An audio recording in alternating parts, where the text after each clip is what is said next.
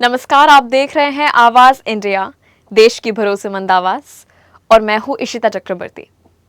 खबरों का सिलसिला शुरू करने से पहले आइए एक नजर डालते हैं आज की बड़ी हेडलाइंस पर। महिला आरक्षण बिल पर यूपी में सियासत तेज, सीएम योगी ने 30 अप्रैल को बुलाया विशेष सत्र। सीएम धामी का बड़ा फैसला, मदरसों में अब राज्य बोर्ड का पाठ्यक्रम होगा अनिवार्य। मणिपुर में सैकड़ों महिलाओं का मशाल मार्च, एनआरसी लागू करने और सुरक्षा सख्ती की मांग तेज। और तन्वी कोल्टे बनी बिग बॉस मराठी 6 की विनर, ट्रॉफी के साथ जीते लाखों के इनाम। अब खबरें विस्तार से।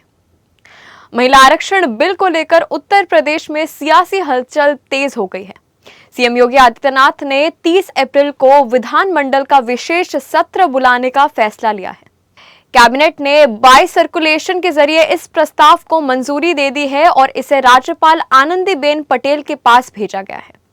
इस विशेष सत्र का मुख्य एजेंडा महिला आरक्षण बिल के समर्थन में प्रस्ताव पारित करना होगा। साथ ही सरकार विधानसभा में अपनी स्थिति स्पष्ट करते हुए विपक्ष के रुख पर सवाल उठाएगी। मुख्यमंत्री पुष्कर सिंह धामी ने हरिद्वार में संतों के बीच बड़ा ऐलान करते हुए कहा कि उत्तराखंड में मदरसा बोर्ड का अलग पाठ्यक्रम अब नहीं चलेगा। उन्होंने घोषणा किया कि आगामी शैक्षणिक सत्र से राज्य के सभी मदरसों में उत्तराखंड विद्यालय शिक्षा बोर्ड का पाठ्यक्रम लागू किया जाएगा। सीएम ने स्पष्ट किया कि सभी मदरसों को नए निर्धारित पाठ्यक्रम को अपनाना अनिवार्य होगा। उन्होंने चेतावनी दी कि सरकारी निर्देशों का पालन न करने वाले मदरसों के खिलाफ सख्त कार्रवाई की जाएगी। जरूरत पड़ने पर ऐसे मदरसों को बंद भी किया जा सकता है। मणिपुर के इंफॉल में कोइरेंगे अवांग अपूर्णबा मीरा पाइबी संगठन की ओर से रविवार शाम एक विशाल विरोध रैली निकाली गई, जिसमें सैकड़ों महिलाओं ने मशाल लेकर सड़कों पर प्रदर्शन किया। प्रदर्शनकारियों ने आगामी जनगणना से पहले एनआरसी लागू करने की मांग की और राष्ट्रीय राजमार्गों पर निर्बाध आवाजाही सुनिश्चित करने की बात कही। उन्होंने कथित नार्को आतंकवादी गतिविधियों पर सेना द्वारा सख्त कार्रवाई की भी मांग उठाई। इसके साथ ही आंतरिक रूप से विस्थापित लोगों के पुनर्वास को तत्काल रोकने की अपील की। प्रदर्शनकारियों ने सरकार से सुरक्षा व्यवस्था कड़ी करने और गैर कानूनी गतिविधियों पर रोक लगाने के लिए ठोस कदम उठाने की मांग की। महाराष्ट्र के ठाणे जिले में मुंब्रा स्थित अमृतनगर में ख्वाजा फकरुद्दीन शाह बाबा के संदल जुलूस के दौरान बड़ा हादसा हो गया। जुलूस में तेज डीजे और आतिशबाजी के बीच अचानक डीजे पर अधिक भार पड़ने से वो असंतुलित होकर गिर गया। इस दौरान डांस कर रहे 7 से 8 लोग उसके साथ नीचे गिर पड़े और गंभीर रूप से घायल हो गए। सभी घायलों को तुरंत अस्पताल में भर्ती कराया गया है, जहां उनका इलाज अब भी जारी है। घटना के बाद पुलिस ने मामले की जांच शुरू कर दी है और आगे की कार्यवाही की जा रही है। आइए बढ़ते हैं एक छोटे से ब्रेक की ओर।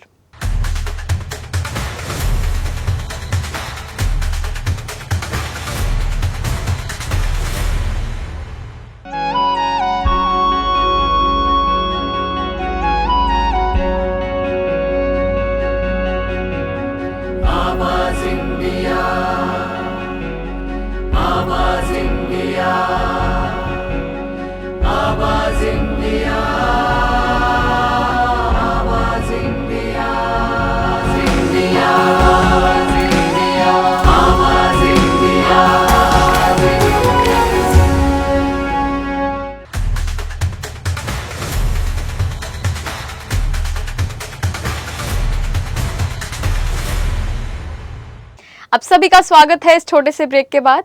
आइए नजर देते हैं अपनी अगली खबर की ओर।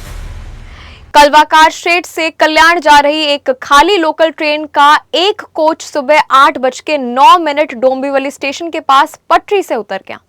इस घटना के कारण आगे जाने वाली 3 लोकल ट्रेनों की आवाजाही प्रभावित हुई।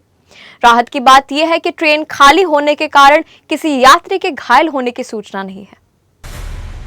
ठाणे के नौपाड़ा स्थित स्टेशन रोड पर मैकडॉनल्ड्स के पास प्राची शॉप में आग लगने की घटना सामने आई है। आग दूसरी मंजिल पर लगी। घटना की सूचना मिलते ही फायर ब्रिगेड की टीम तुरंत मौके पर पहुंची और आग पर काबू करने की कोशिश में जुट गई। बिग बॉस मराठी 6 का फिनाले 19 अप्रैल को खत्म हुआ, जिसमें तन्वी कोल्टे ने ट्रॉफी अपने नाम की। जीत के साथ उन्हें लाखों रुपए का नकद पुरस्कार दिया गया। इसके अलावा तन्वी को एक इलेक्ट्रिक स्कूटर और हीरे के आभूषणों के लिए लाखों रुपए का वाउचर भी मिला। इस सीजन में राकेश बापट पहले रनर अप रहे। अभिनेता रितेश देशमुख द्वारा होस्ट किए गए इस शो में विशाल कोटियन, अनुश्री माने और दीपाली सैयद पहले ही बाहर हो चुके थे। आईपीएल 2026 के 29वें मुकाबले में लखनऊ सुपर जायंट्स को पंजाब किंग्स के खिलाफ 54 रनों से हार का सामना करना पड़ा। मैच के बाद कप्तान ऋषभ पंत ने कहा कि हार के लिए किसी एक कारण को जिम्मेदार ठहराना मुश्किल है। उन्होंने माना कि गेंदबाजों ने अच्छा प्रदर्शन किया, लेकिन टीम को कुछ पहलुओं पर सुधार करने की जरूरत है। पंत ने जीत का श्रेय पंजाब किंग्स को देते हुए कहा कि शानदार प्रदर्शन की सराहना की। उन्होंने कहा कि टीम कुछ सकारात्मक पहलुओं के साथ आगे बढ़ेगी और आने वाले मैचों में बेहतर प्रदर्शन करने की पूरी कोशिश करेगी। खबरों के सिलसिले में अब तक के लिए बस इतना ही। तब तक के लिए नमस्कार और आप देखते रहिए आवाज इंडिया।